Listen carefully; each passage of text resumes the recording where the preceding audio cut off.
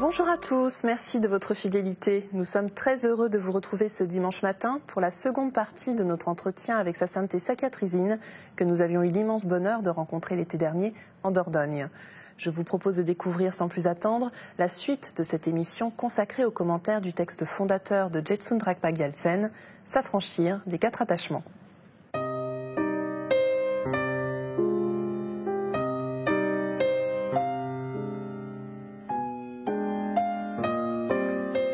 Nous nous retrouvons donc à la sonnerie, au centre bouddhiste tibétain de Chantloub, en plein cœur du Périgord, pour la seconde partie de notre entretien avec Sa Sainteté Saccatrisine, que nous rejoignons sans plus attendre.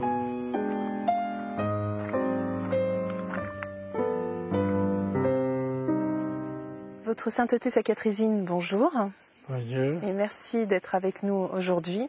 Alors, je rappelle que vous êtes l'actuel détenteur du trône Sakya, l'une des 4 écoles majeures du bouddhisme tibétain, et que vous êtes ici au centre de Chantloub en Dordogne, car vous donnez des enseignements sur le thème « S'affranchir des 4 attachements » selon Jetsun Dragpa Gyaltsen. Alors, je rappelle ce texte qui tient en 4 lignes. « Si tu es attaché à cette vie, tu n'es pas un véritable pratiquant spirituel. Si tu es attaché au samsara, tu n'as pas le renoncement. Si tu es attaché à ton propre bien, tu n'as pas la bodhicitta. Si l'attachement est présent, tu n'as pas la vue. » Alors, pourquoi tout d'abord votre sainteté est-il si important pour un véritable pratiquant d'abandonner ces attachements? Parce que notre but est de nous libérer du samsara et de trouver une paix éternelle et un bonheur éternel. Pour accomplir cela, nous avons besoin de nous affranchir de ces attachements. Parce que tant que nous avons de l'attachement envers ces choses-là, nous ne pourrons jamais obtenir cette paix. Et donc, il est très important d'abandonner ces attachements. Tous ceux qui ont ces attachements ne pourront pas se libérer de la souffrance. Alors, la semaine dernière, nous avons pu voir le premier attachement. Le second attachement concerne le samsara.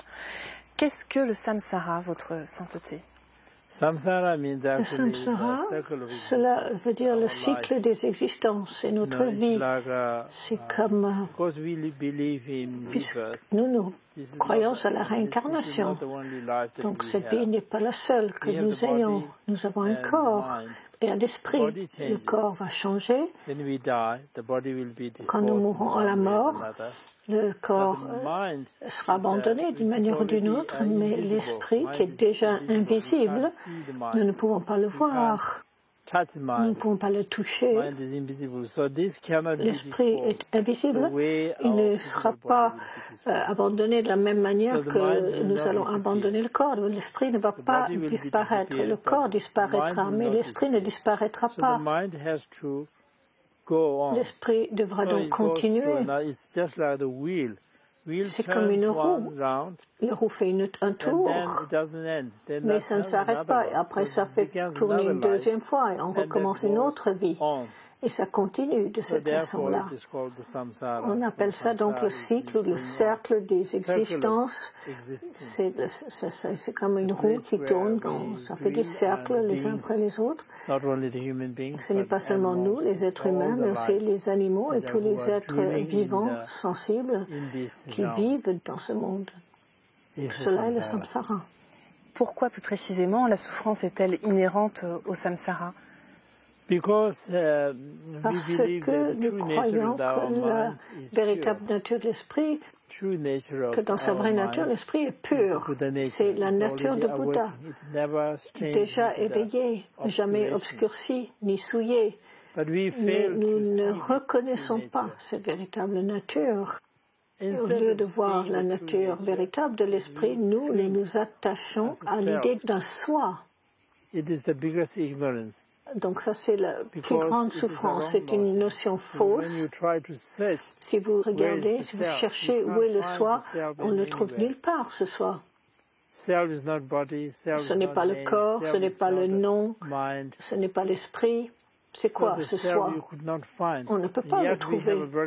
Et pourtant, nous avons une tendance très puissante, une propension à nous attacher à l'idée d'un soi. C'est la plus grande ignorance. Et quand on s'attache à l'idée d'un soi, bien sûr, il y a soi et il y a les autres. Et donc, envers les autres, il y a soit de l'aversion, de la colère à leur égard. Il y a le désir pour tout ce qui nous est lié. De cette manière, cela forme les émotions négatives ou les souillures. À partir de là surgit l'orgueil, l'avarice, la jalousie, et ainsi de suite.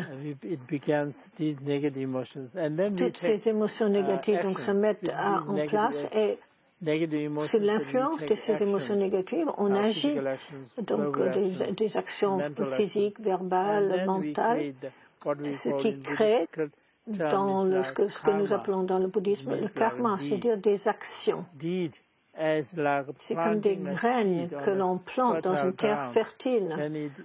Cela va produire un résultat, et le résultat, dans ce cas, c'est la souffrance. Alors, dans son commentaire, Dragpa Gyaltsen nous donne quelques conseils, comme réfléchir sur les mots de l'existence. Et il nous dit, entre autres, observe les changements dont tu es témoin parmi les hommes. Qu'entend-il par là? Toutes les choses composées sont impermanentes. Toutes les choses composées finissent en quatre choses, en quatre termes. La fin de l'accumulation, c'est la séparation. Là où l'on se réunit, on se sépare. Chacun part dans une direction différente. La fin de l'accumulation, c'est l'épuisement. On peut accumuler les puissances, le pouvoir, les positions. Cela ne reste pas. Tout cela disparaît, comme les grands empereurs et les empires dans le passé. Il ne reste rien de nos jours. Quelles que soient les hauteurs que l'on atteint, on finit toujours par tomber. On peut atteindre des positions très élevées, on finit toujours par chuter. Et la fin de la naissance est la mort. Tous ceux qui naissent vont forcément finir par mourir. Il n'y a pas un seul être qui soit né qui ne soit pas mort. On est 100% sûr que tous ceux qui naissent dans cet univers vont finir par mourir.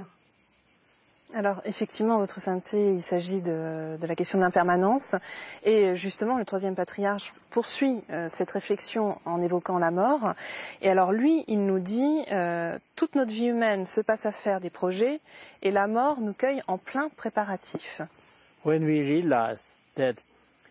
Quand nous comprenons que cette vie ne vaut pas la peine qu'on s'y attache et que le samsara dans sa totalité n'est pas utile, que l'on naisse dans les mondes inférieurs ou supérieurs, même dans les mondes supérieurs,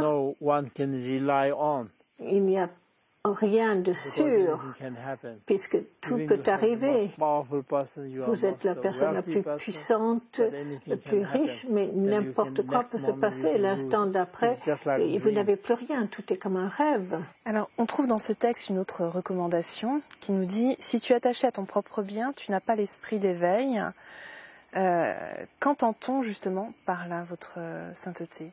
La bodhicitta, c'est l'esprit d'éveil. Nous pensons, si nous croyons à la réincarnation, et donc on change d'une vie à l'autre, chaque vie, les parents, la vie, notre corps changé. Cette fois-ci, nous sommes nés ici, dans ce pays, avec ses parents, avec cette famille. Mais la prochaine fois, nous naîtrons dans un endroit différent, avec des parents différents, des proches différents, un corps différent. Donc on tourne et on tourne, et à chaque fois, ça change. Et chacun nous est lié. On est tous parents, famille. À un moment donné, ils ont été nos parents, nos proches, et ont changé de vie tant de fois, on ne les reconnaît pas. On considère que certains d'eux sont nos ennemis, Certains sont des amis, certains nous sont indifférents, on ne les connaît pas. En vérité, même nos ennemis, même ceux qu'on ne connaît pas, sont des membres de notre famille, nous sont proches, c'est des êtres qui nous ont été très chers, ils nous ont donné tellement d'amour, ils nous ont tellement aidés. Mais nous, on n'a pas rendu la bonté qu'on leur devait, on n'a pas pu les aider autant qu'ils nous ont aidés. Donc dans cette vie, si vous êtes dans un endroit très en sécurité et que les êtres que vous aimez sont en train de souffrir, vous ne vous sentez pas bien. Si vous êtes une personne de bien, vous ne vous sentez pas heureux de les voir ainsi. Vous voulez préférer être auprès d'eux, essayer de les aider, d'être avec eux, de partager leurs souffrances et de les aider à résoudre leurs problèmes. Et donc, abandonner les autres êtres sensibles et chercher la libération pour soi-même, ce n'est pas correct, ce n'est pas juste. On ne peut pas faire ça. Donc, c'est ce que dit Kalpa Gyaltsen. Si vous recherchez votre intérêt propre, ce n'est pas l'esprit d'éveil. L'esprit d'éveil, c'est se tourner vers les autres et vouloir les aider. Donc si vous voulez vraiment être libre de la souffrance et accomplir la paix éternelle, il faut penser aux autres. Vous devez abandonner vos intérêts propres et vous mettre au service des autres. Et là, en faisant cela, votre bien propre sera accompli en même temps que celui des autres. Alors, pour terminer cette émission, Votre Sainteté, j'aimerais que l'on évoque le dernier attachement, qui est l'abandon de l'attachement à l'existence du soi. En vous posant une question peut-être naïve, mais et pas forcément simple, mais comment y parvenir? Vous pouvez voir l'exemple du Bouddha. Nous sommes des êtres ordinaires. Depuis des temps sans début dans nos vies antérieures et même dans cette vie, nous pensons toujours qu'à nous-mêmes. Mais tout ce que l'on obtient en se faisant, c'est la souffrance. Les Bouddhas qui ont complètement abandonné tout attachement à leur intérêt propre et ont consacré tout leur temps et toute leur énergie pour faire le bien des autres. Et maintenant, ils sont non seulement totalement libres de la souffrance, mais ils ont gagné ces qualités immenses qui leur permettent de faire le bien des autres. Donc, leur dessein à eux et le dessein d'autrui, ils peuvent ainsi accomplir le double dessein des autres et de leur propre. Les êtres ordinaires qui ne travaillent que pour eux-mêmes et les bodhisattvas qui se mettent au service des autres, voyez ce que chacun de ces deux types ont gagné. Et en observant cela, on peut juger par soi-même et abandonner l'attachement à notre intérêt propre. Merci beaucoup, Votre Sainteté, pour ces éclairages et de nous avoir accompagnés pendant ces 2 émissions. Merci. Merci beaucoup.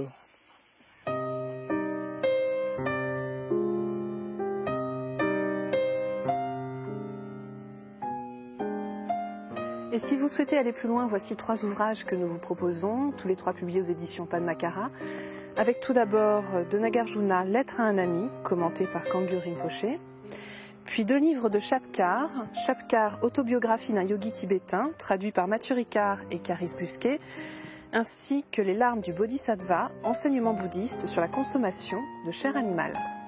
C'est la fin de notre émission, vous pouvez la revoir pendant toute une semaine sur le site internet de France 2 en consultant plus.fr. Je vous souhaite une très belle journée, à dimanche prochain.